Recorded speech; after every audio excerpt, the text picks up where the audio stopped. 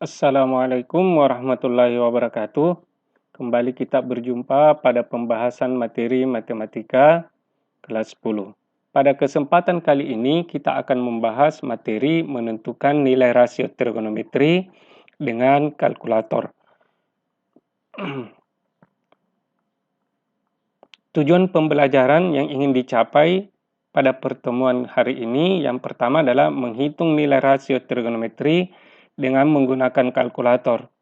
Kemudian yang kedua, menentukan besar sudut dari nilai rasio trigonometri.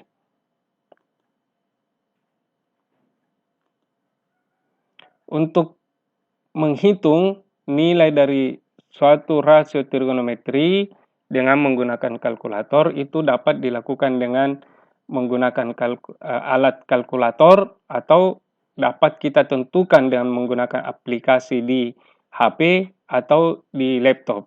Kali ini saya akan menunjukkan bagaimana menghitung nilai rasio trigonometri dengan menggunakan kalkulator yang ada pada Google.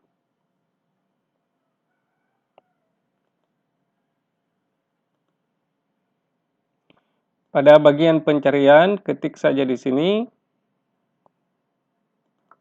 Ketik saja kalkulator ilmiah. Tunggu, setelah itu muncul seperti ini. Kita akan menghitung nilai yang ada di soal tadi. Yang pertama adalah sin 30. Jadi, yang pertama yang kita lakukan di sini, pastikan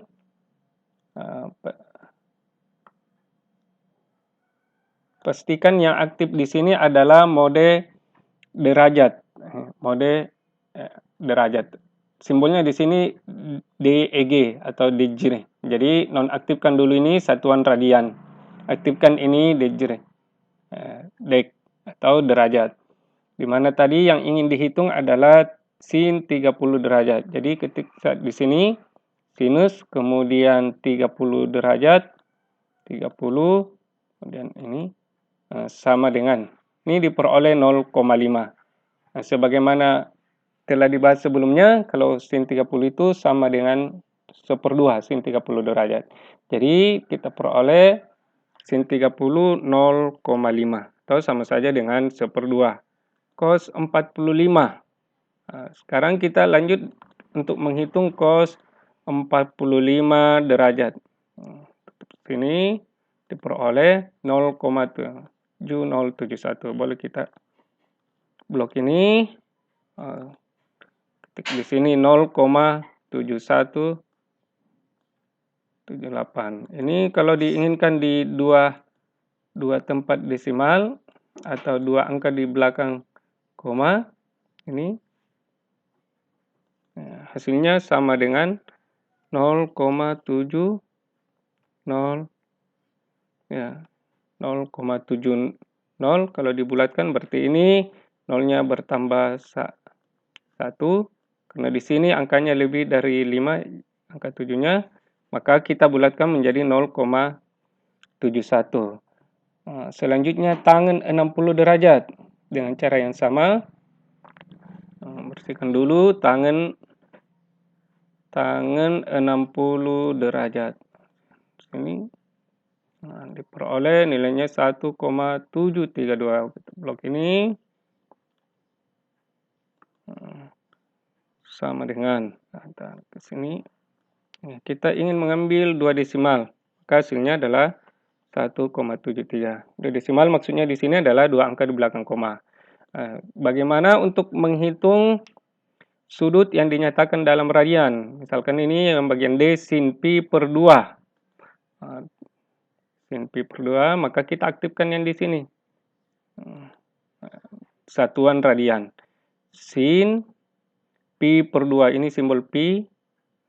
Per kita ganti dengan bagi 2. Tutup sama dengan. Hasilnya 1. Sin pi per 2 itu kalau dalam derajat sama dengan sin 90. Nilainya 1. Ini masih sudut-sudut istimewa ya yang kita bahas. Kemudian sekan pi per 3. Karena di sini di aplikasi ini tidak ada sekan, kita ubah Ini sama saja dengan, kalau sekan pi per 3 sama saja dengan 1 per cos pi per 3. Jadi kita mengambil kebalikan dari fungsi trigonometrinya. Pi per 3. Ya. Jadi kenapa kita mengambil cos di sini? Karena kebalikan dari sekan adalah cosinus. Sama dengan. Jadi yang kita hitung adalah cos pi per 3. Cos, kemudian pi per 3, bagi 3 sini. Hasilnya sama dengan 0,5. Jadi di sini hasilnya kita tulis 1 per 0,5. 1 bagi 0,5 itu hasilnya 2. Dan yang terakhir kotangin pi per 4. Kotangin itu adalah kebalikan dari tangen.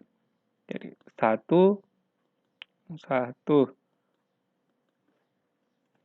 per tangen pi per 4. Sama dengan 1 tangen pi per 4, tentukan dari sini. Ingat ya, pastikan yang aktif adalah mode radian. Tangen pi per 4. Hasilnya sama dengan 1. Jadi hasilnya 1 per 1 sama dengan 1. Jadi untuk fungsi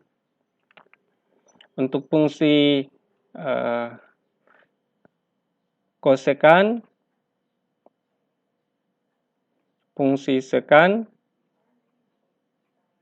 fungsi kotangen. Ini tidak ada di aplikasi, tidak ada di kalkulator. Maka yang kita tentukan adalah kebalikannya. Untuk kosekan kebalikannya adalah sinus, sekan kebalikannya kosinus, dan kotangen kebalikan dari tangen. Selanjutnya, contoh berikutnya, sudut-sudut ini bukan sudut istimewa. Jadi kalau tadi ini dapat ditentukan oleh sudut dengan menggunakan nilai rasio trigonometri sudut istimewa. Ini hanya untuk mencocokkan, mengetes apakah sama hasilnya kalau kita menggunakan kalkulator. Hanya untuk nilai tertentu, ini hasilnya bukan nilai eksakt, tetapi nilai dalam bentuk desimal. Berikutnya, kita akan menghitung sudut lancip, yaitu sudut yang kurang dari 90 derajat, tetapi bukan sudut istimewa. Kan ini yang pertama sin 15 derajat dengan cara yang sama tadi. Tekan di sini sin 15 derajat. Pastikan di sini yang aktif adalah DEG, satuan derajat. Jadi nonaktifkan ini. DEG yang aktif, oke, bisa di ini sin 15. Maka hasilnya kalau kita mengambil dua angka saja, ini 0,225 karena setelah angka 5 adalah 8, maka hasilnya nanti berubah menjadi 0,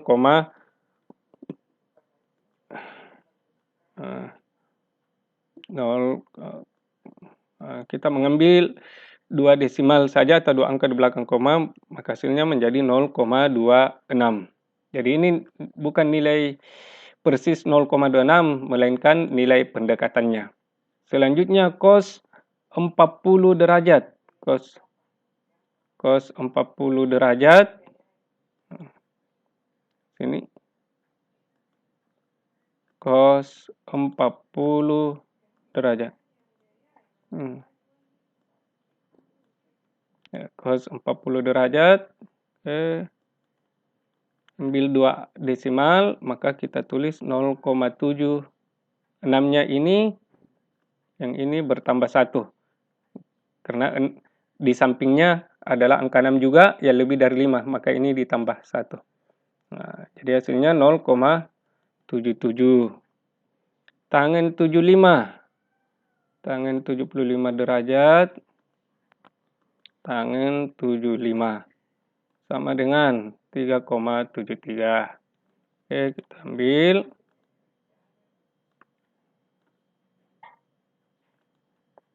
Nah, kita akan mengambil 2 desimal, ini 3,73, di sampingnya angka 3 adalah 2, berarti angka 3 ini tidak bertambah. Jadi, kita ambil hasilnya adalah 3,73.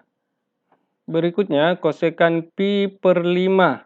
Nah, sama tadi, kalau kosekan pi per 5 tidak ada di tabel, tidak ada di aplikasi, maafnya tidak ada di aplikasi, maka kita menggunakan cara seperti ini. Kalau kosekan pi per 5, kosekan itu adalah kebalikan dari sinus. Ya, tadi satuannya adalah radian karena ada simbol pi. Jadi aktifkan di sini. Aktifkan di sini radian. Kemudian dilihat kembali tadi pi per 5. Jadi kita menghitungnya 1 bagi sin pi per 5. Pi bagi 5. Balas kurang di sini sama dengan 91,19. Kita mengambil 2 desimal. Nantinya tidak apa-apa kita ambil dulu keseluruhan. Kita hanya butuh 2 angka di belakang tanda desimal, yaitu 91,19. Sekan pi per 7. Sekan pi per 7 itu kebalikan dari kosinus. Jadi kita ketik 1 bagi cos pi per 7. Pernya ganti dengan bagi ya. Sama dengan hasilnya 1,0003. Yang bisa kita ambil nilai pendekatannya sama dengan 1. Kemudian kotangin pi per 8. Berarti kita mengambil tangen.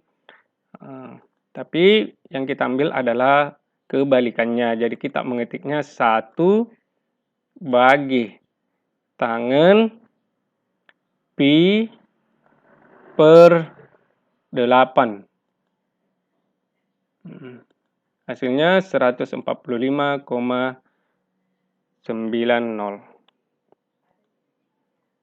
Oke, seperti itu. Jadi untuk nilai kebalikan yang kita ambil adalah 1 per 1 bagi. Sesuaikan kalau kosekan kebalikan dari sinus, kalau sekan kebalikan dari kosinus, kalau kotangen kebalikan dari tangen. Untuk soal yang terakhir, di sini yang diketahui adalah nilai rasio trigonometrinya. Yang ditanyakan adalah besar sudutnya. Maka cara yang kita gunakan, kita menggunakan simbol inverse atau kebalikan. Jadi ini kita pakai ini. Jadi itu singkatan dari simbol inverse, kebalikannya. Jadi kita misalkan yang pertama ini sin alfa. Sin alfa derajat sama dengan 0,8660.